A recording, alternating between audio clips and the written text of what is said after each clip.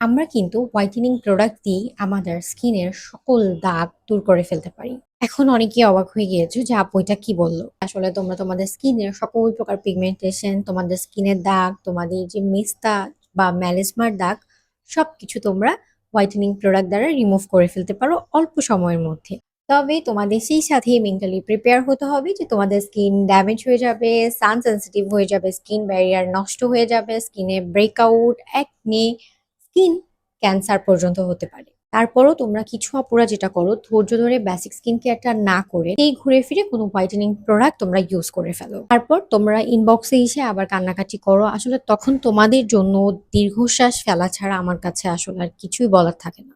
তখন স্বাভাবিকভাবে আমার রাগ হয়ে যায় এবং তোমাদেরকে তখন আর আসলে আমার কোনো প্রোডাক্ট বা কোনো স্কিন কেয়ার সাজেস্ট করতে ইচ্ছে করে না, এবং তখন আর আমি কি স্কিন কেয়ার সাজেস্ট করবো? তুমি অলরেডি তোমার স্কিনের অবস্থা 12টা বাজিয়ে ফেলেছো। আর এমন একজন আপুরই আসলে স্টোরি তোমাদের সাথে শেয়ার করলাম, এবং সে আমাকে আসলে একটা কোয়েশ্চেন করে বসেছে এবং আমার মনে হয়েছে তার এই কোয়েশ্চেনটা অনেকের মধ্যেই ঘুরে এবং এটা আসলে ক্লিয়ার করা উচিত। আপুর কোয়েশ্চেনটা ছিল, আপু আসলে আমি হোয়াইটেনিং যে ক্রিমটা ব্যবহার করেছি সেটা ব্যবহার করার পরে আমার স্কিনের পিগমেন্টেশন অনেকটাই চলে গিয়েছে বা পুরোপুরি রিমুভ হয়ে গিয়েছে বললেই চলে। তাহলে আপু হোয়াইটেনিং ক্রিম ইউজ করলে কেন আমাদের স্কিনের পিগমেন্টেশন এভাবে রাতারাতি চলে যায়? পৃথিবীর সবকিছুই আসলে একটা ব্যালেন্সের মধ্য দিয়ে যায়, কোনো কিছুই আসলে ওভার আমাদের জন্য সেফ না। হোয়াইটেনিং ক্রিমগুলোতে যেটা করা হয়, ব্রাইটেনিং ইনগ্রেডিয়েন্ট গুলো অনেক বেশি পার্সেন্টেজ লেভেলে ইউজ করা হয়, সেই সাথে অনেক বেশি পরিমাণ হার্শ কেমিক্যাল সেখানে অ্যাড করা হয়।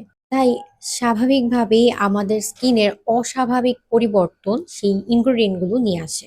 যদি আমাদের স্কিনেও আমাদের প্রয়োজনের চাইতেও বেশি হাই পার্সেন্টেজ ইনগ্রেডিয়েন্ট ইউজ করতে থাকি, সেটা ডেফিনেটলি আমাদের স্কিনকে পুড়ে ফেলবে, জ্বালিয়ে ফেলবে, ড্যামেজ করে ফেলবে। প্লিজ কেউ হোয়াইটেনিং ক্রিম ব্যবহার করবে না। ফর্সা হওয়া আমাদের জীবনের কোনো মূল উদ্দেশ্য না। আমাদের জীবনে আরো অনেক অনেক উদ্দেশ্য রয়েছে।